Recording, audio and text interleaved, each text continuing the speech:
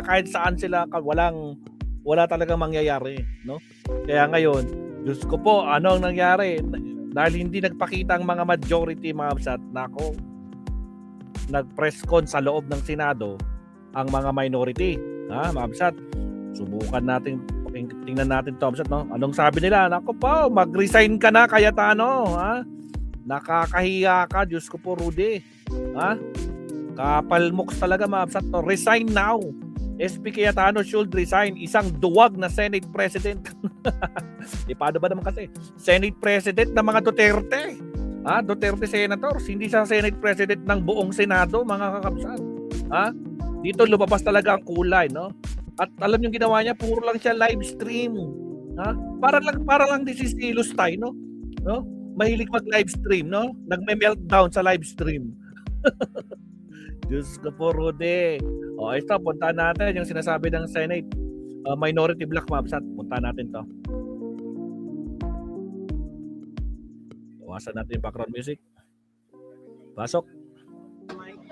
Ito yung naka-FB live. Sige na. Okay na rin. Para malapit yung audio.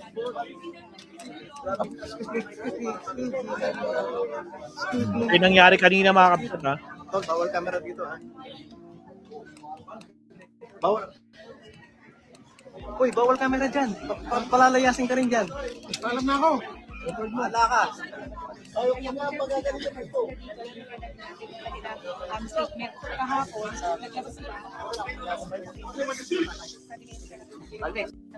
Fast forward.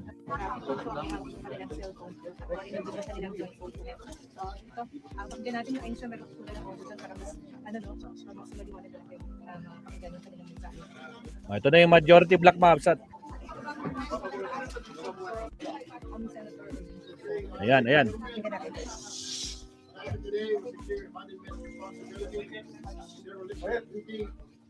Naririnig nyo ba?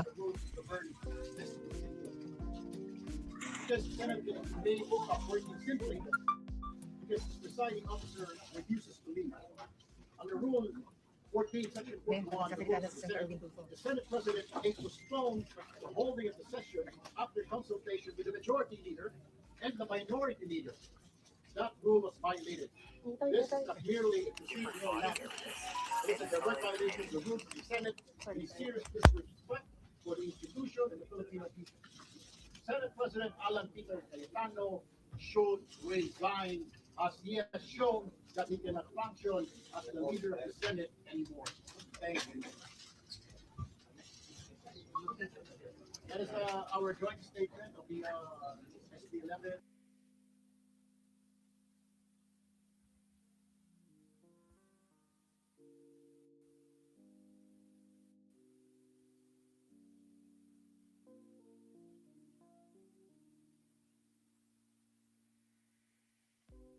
Independence. Ako'y naniniwala. This is actually, sa dami na nilalabag ng rules ng Senado, it's actually impunity masquerading as assertion of the Senate as an independent institution.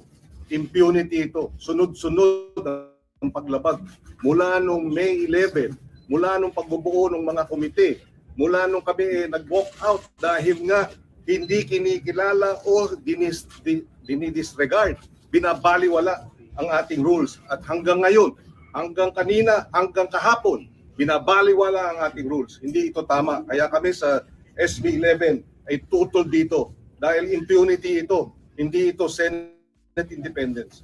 Sir, anong measures to hold them accountable, sir? If it is impunity, sir, what are the measures to hold them accountable? Okay, ganito lang, no? We appeal to the rest of the members of the majority bloc. Huwag na si Senate President kasi we appeal to their sense of duty, of their responsibility. Kasi mukhang untenable na si SP kasi siya yung nagsasabi sa mga kasama namin na huwag mag-attend ng session. So we now appeal to the rest of the members of the majority bloc. We appeal to their sense of duty na sana mag-attend sila ng session bukas. Sir, you have... Well, under the rules, pag wala yung SP, pwede mag-preside ang pro tem. Pag wala yung SP and pro tem, pwede mag-preside ang majority leader. Pag wala yung tatlo, pwede mag-preside any of the two deputy majority leaders. Sir, you have Or any other information. member designated by the Senate Now. President. So, Yeah. sir, you have information na talagang utos po ni SP Cayetano na huwag Yun ang mag-attend nirelease ng sa amin session. ng secretariat. Tsaka nag-live na naman siya sa Facebook kanina para sabihin in effect yun. At maling-mali pa yung sinabi niya kahapon na let the Senate go quiet. Ang Senado ay dapat boses ng mamamayan. Bakit niya bubusalan? Kung bubusalan niya at hindi niya bibigyang daan yung boses ng Senado alang-alang sa mamamayan, talagang hindi na siya karapat-dapat mamuno dito. Kung sinasabing abandonment of responsibility, a dereliction of duty, and a blatant disregard of the rules that govern this institution. Because the Senate cannot be made to stop working simply because its presiding officer refuses to leave. Under Rule 14, Section 41, the rules of the Senate President... Malakas na ba guys? Malakas na ba? Jenny Ramos, shout out. Naomi Chin, Elimili Basog. With the majority leader and the minority leader. That rule was violated. This is not merely a procedural lapse. It is a direct violation of the rules of the Senate and a serious disrespect for the institution and the Filipino people. Senate President Alan Peter Cayetano should resign as he has shown that he cannot function as the leader of the Senate anymore. Thank you.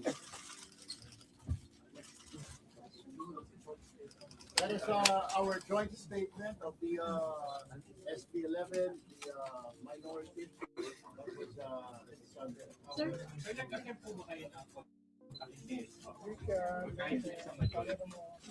The secretary, yes. So, ano expectation tomorrow? Magkakaroon pa ba ng session o wala na? And we appeal to all our colleagues.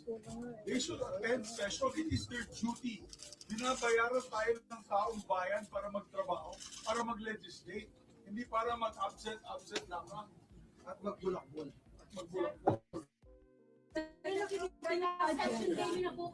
Paano po tomorrow, last session day na po? Ng Senate gumagastos ng 25 million sa kuryente, sa utilities, sa sweldo.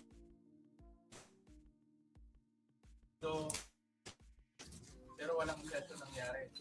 Walang patas na military personnel natin. Sayang ang bayan. May At violation lahat ito, dahil lamang sa mga kasamahan nila, ay nakakulong. O dinampot ng PNP kahapon. Sir, parliamentary tool daw to, sabi ni SP Cayetano, para matuloy yung Blue Ribbon Committee hearing on Thursday at para hindi nyo daw po maagaw yung ibang committee na chairmanship, sabi po sa live niya kanina. Abuse po yan ang sinasabi niya parliamentary rules ng Senado. Hindi po namin hinahadlangan o pagbibilangan umang pagdinig ng komite basta nasa lamang na mabuti binawi nila yung sampo. And the numbers will always speak for themselves. Habang ganito ang bilang namin, kami ang minority. Dapat siya rin si Senate President at ang majority maging matapang harapin ang mandato o kakulangan ng mandato ng buong Senado dito sa floor. Ang masakit niya, imbis na pumasok sa RICO, itong si SP Alan, sa Facebook siya, pumapasok. Dito dapat siya magkalita. Ate ko anong gusto niya gawin, huwag naman sa social media. So kung may violation sa rules, ano yung pwedeng gawin dun sa pag hindi nila pagpasok nila? Ano mo focus po kung may We will be tackling that hopefully by tomorrow. And the rule says in the Constitution that ATM one day Tuesday, Wednesday,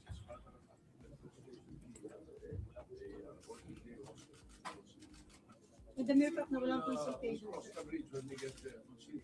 At hinihiling po namin sa mga kasama namin na nagmamahal pa po sa Senado at nais magtrabaho para sa taong bayan. Pumasok po bukas, makita-kita tayo dito, pwedeng pagdebatihan kahit anong bagay, pwedeng pong pag-usapan kahit anong bagay, dito po kami magdiskusyonan.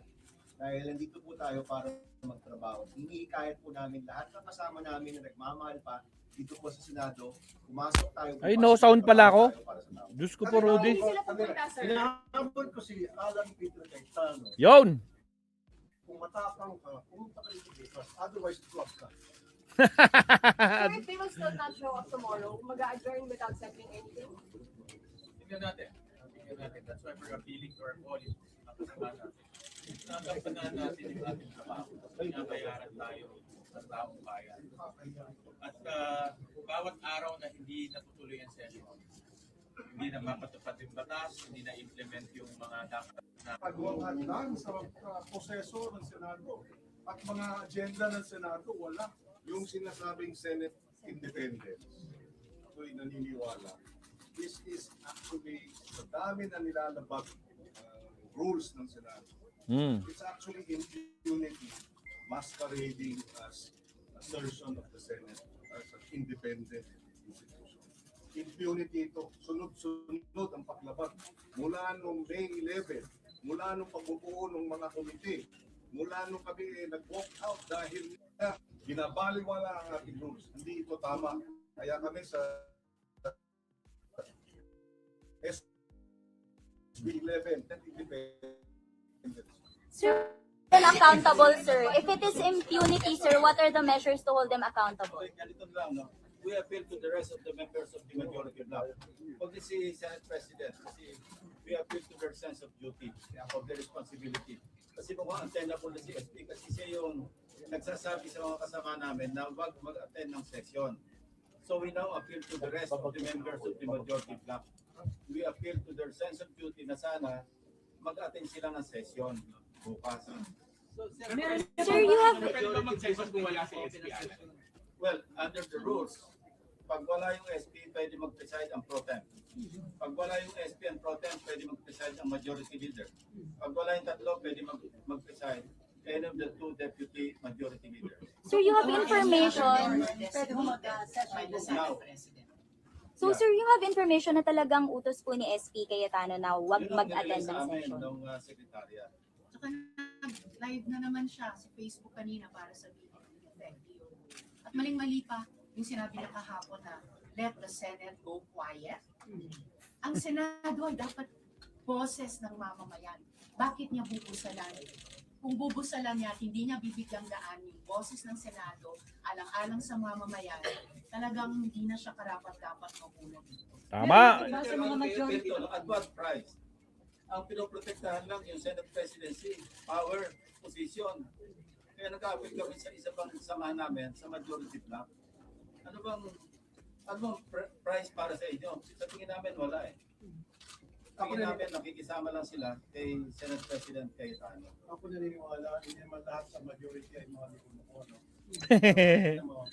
Naniniwala si Senator Tulfo, Raffy Tulfo, na hindi naman lahat ng majority loko-loko, which is true naman. Members of the majority na meron pang katinuan sa pag-iisip. Meron pang katinuan sa pag-iisip, pumasok kayo bukas. Ay, naku po, wag kayong gumaya dyan sa Senate President ninyo na duwag. Sir, may pag-alok po ba kay San Jingo Estrada na umalit kapalit pagbasura raw po ng kaso sa kanya? Walang ganun. Yung pakikipag-usap sa isang kasama namin, let's say member ng majority, pinapakausap ng minority, o yung minority, pinapakausap ng majority. Normal yun. Any parliament, normal yun. Pero yung para sabihin na meron natin, Walang pananakot. hindi ka Walang namin presyo. pakukulong. We don't have that power. We have no power over the ombudsman. What happened is the rule of law. What can we do? Sir, are you also appealing to the majority na lumipat sa inyo? Yes. Minority? Why not? Sino-sino po kaya? Meron na po ba sa... Lahat sila. Para kasi ano, si Alan Peter. Lahat, kita namin. Malit kayo sa amin. Iniimbitahan kayo ng minority, lahat na kayo lumipat, iwan nyo na si Alan Peter o kaya kung talagang ang alam ko hindi yan aalis. Si Amy Marcos, si Bongo, si Pia Cayetano, siyempre di niya iwan yung kapatid niya. Sino pa? Si Robin Hood, si Marcoleta, yung limang yan, hindi maghihiwalay yan. Pero sila, yung iba dyan, ako, welcome daw kayo sa minority block, anak kayo ng kamote, gising-gising. Diyos ko po. Meron na po ba sa majority ang nagsabi na hindi rin nila gusto itong ginagawa na pag-boycott sa television? Meron, marami. Marami nagte-text sa akin na gusto talaga nila magtrabaho, hindi nila maintindihan ba nagkakanito. For the first time in my 14 years in this institution nangyari ito, na hindi po tinawag ang session dahil ayaw ng presiding officer. Never has it happened in my time here in the Senate, and I'm sure the longest serving is Senator Kiko, Senator Tito Sen, ay hindi po nangyayari pa yan nangyari dito sa atin. So talagang this is unprecedented, and I think it is really a dereliction of duty. Dereliction, tama. Abandonment of his post as the leader of this institution. Sir, kapag hindi pa nag-session bukas, Hindi na kami ng paumanhin dahil kanina yung dalawang third reading sana nandyan ulit. And I told them, I apologize to them, I apologize to the Filipino people on behalf of the Senate that this is going the way it is. Apat dun sa 8 naka-agenda today, dapat dalawang agri-bills na makikinabang sana ang ating mga magsasaka at mga isla at yung citizenship bills. Lahat hindi na-actionan dahil dito sa abandonment of responsibility. Mas dalawang health bills, Health Lisa, mas na Carta of Barangay Health Workers at saka anti-hospital detention bill. Anti-hospital Nasa amendment na hindi nila biglang daan ang sesyon para makumpleto yan para sa atin. sa lahat, sabihin na lang natin tulong kay Ma'am Risa, sa lahat ng nasa hospital na yun, na mga mahihirap natin mamamayan, na hino-hostage ng hospital dahil hindi makabayad, kasalanan ni Alan Cayetano yan dahil ipapasalasangan namin ang batas na yan. Tragis, ang dami mong kasalanan. Mag-resign ka na talaga. Kawatano ka talaga, oo. Diyos ko pa. Ipagbabawal yung paggagawa ng ganyan na i-hostage yung pasyente. Thank you. Hindi natin na ipasa. Sir, kaya lang sila hindi Thumbs down. Resign. Tapos dalawang araw. Thumbs down, thumbs down. Thumbs down, sir. Alright. Ito, Mabsat. Ito naman. Pakinggan natin. May sinasabi na naman si Cayetano, Mabsat. Sumagot siya kay di ba sabi niya? Ang masakit niyan, imbis na pumasok na rito itong si SP Alan sa Facebook. Sa Facebook siya pumapasok. Hinahamon ko si Alan Peter, kung matapang ka, pumunta ka dito bukas. Otherwise, duwag ka. Ang sagot naman dito ni Alan Peter, Mabsat. This is not a radio or TV program. This is, actually, pakinggan na lang natin yung sagot niya. Ito. May sagot siya dito eh. Ito. Ito yung sagot niya. Defense at saka po ng prosecution. Prosecution muna kasi ikaw yung na-accuse. Then defense kasi nga, dinidepensan mo sarili mo. Siguro that's one reason why gigil na digil ang mga kapatid na Senator Tulfo na aside from the Fumitis, aside from yung pagiging malakit sa Malacanang, let me address that. Sabi ni Senator Tulfo, pag hindi ako nagpakita sa session hall ay ako'y duwag. Ang kaduwag... Hindi ba? Pare-parehas kayo. Mga duwag kayong lahat. Mga kamote. Ba't nawala yung sounds? Ba't wala yung sounds? What happened? Dali. Bakit nawala yung sounds? Dali lang.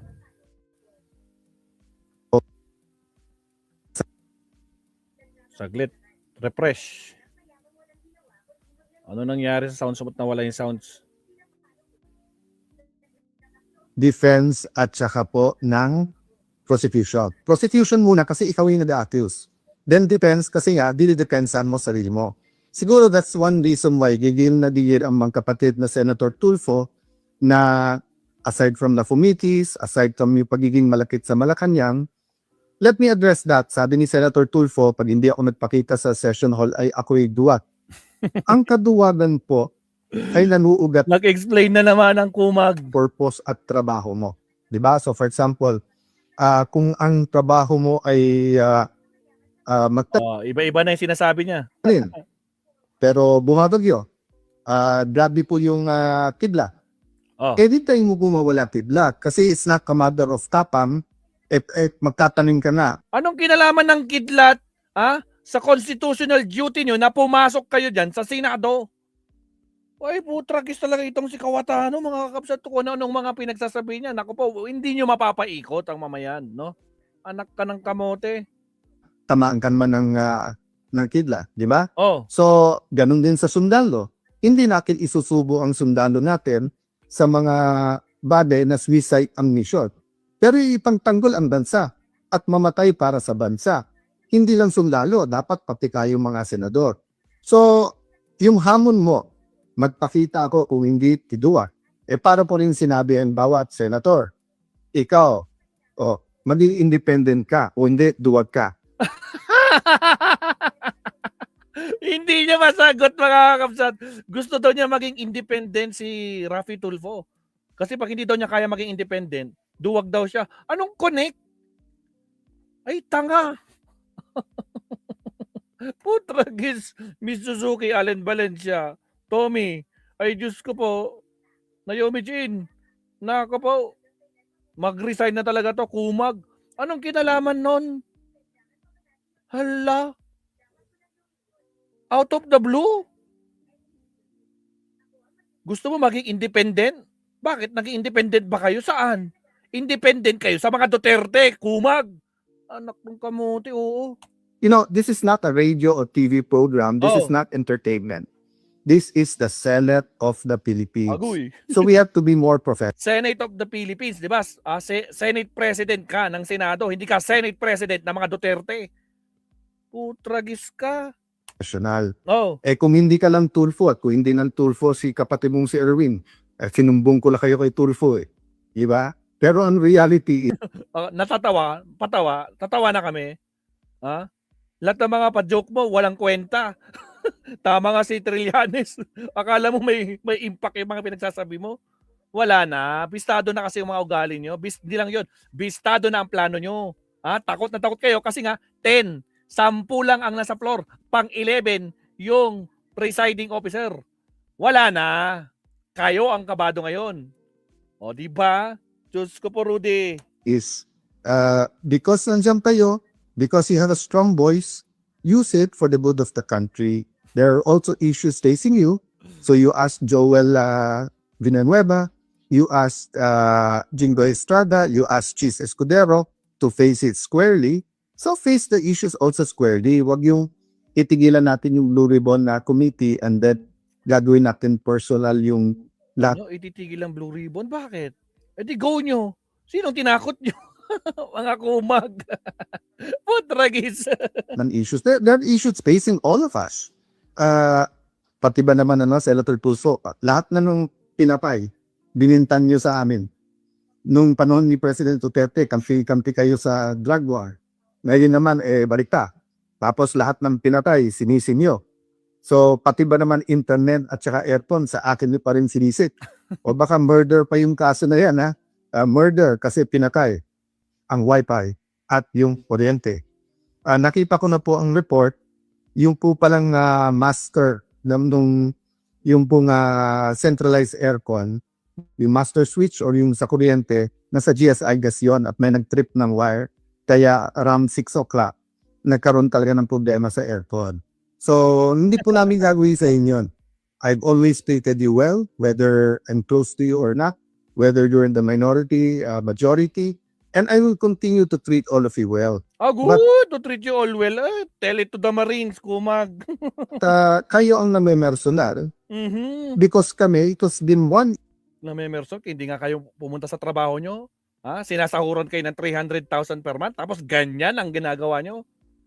Tragis kayo. Issue after the other, di ba? Hindi kami ang nagpakasok sa MBI sa Senado, yung May 11. Hindi rin kami ang kumuha ng NBI na fully armado na pinaikutan ang Senado tapos pumasok pa sa Senado noong May Wow, pumasok daw sa Senado. Diyos ko po. 13. Hindi rin kami ang nag-walk out. So you keep saying fresh start. Every Senate president that I've served under, defense. Wala na, walang kwenta talaga itong Senate President na to. Isang lame duck, no? Walang silbi. No, Senate President siya pero wala siyang may papatupad. Kasi wala siyang bilang. 'Di ba, Sir Leonardo? 'Di ba, Ryan Econese? 'Di ba, may Suzuki? Ay, Diyos ko po. Maestro, gabi po sa lahat. Shout out sa iyo, Kabsat. Ryan Econese. Alright, ito walang silbi talaga itong ano to. Itong mag-resign ka na. Putragis ka. Alright. Subtopic na tayo, Mabsat. Diyos ko po, Rudy. Countdown tayo. Again, sa mga bagong pasok, shout out sa inyo lahat. Huwag kalimutan mag-like and subscribe. Here we go.